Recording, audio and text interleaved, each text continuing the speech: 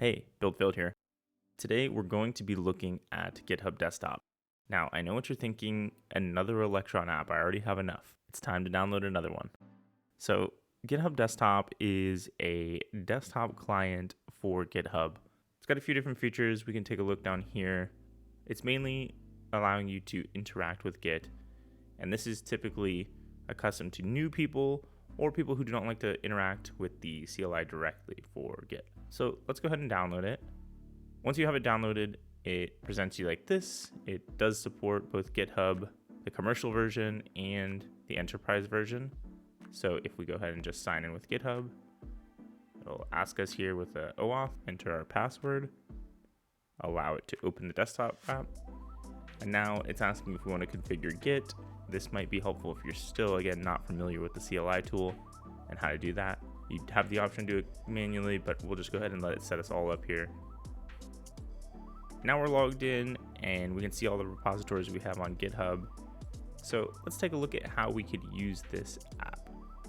Now it will let me clone one of the repositories. So let's just check out our README that we did in another video. And it gives us all these options.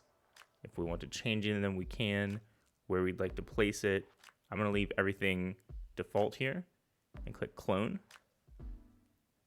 Now that I have the repository cloned, I can see various things about it.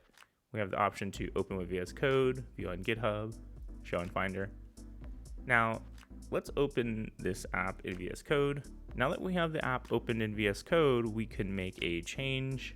And let's just say testing GitHub Desktop, and we'll leave it even like that. So we'll save those changes. We'll come back to GitHub Desktop and we can see that it shows us the diff. We have an option to make a commit and change.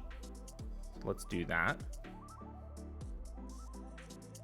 Now we can make our change, GitHub Desktop. It's staged here and we can go ahead and commit to main.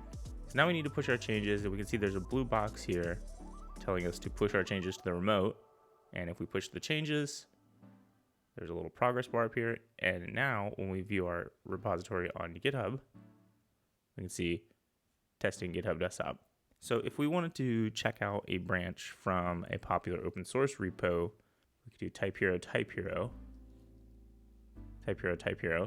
and we can hit clone, and it will choose from the organization type hero and from the repository type hero. So one of the things that we can do is we can actually look at pull requests through GitHub Desktop, and we can actually see the statuses of the checks. So these are actions on GitHub. So if I look at this branch, I am able to see that here. We can even rerun them from here. So let's take a look at a diff on this. So if I wanted to open, let's say, this change, and I can make it bigger, it gives you the ability to see changes as you would on GitHub's website, but on your own computer.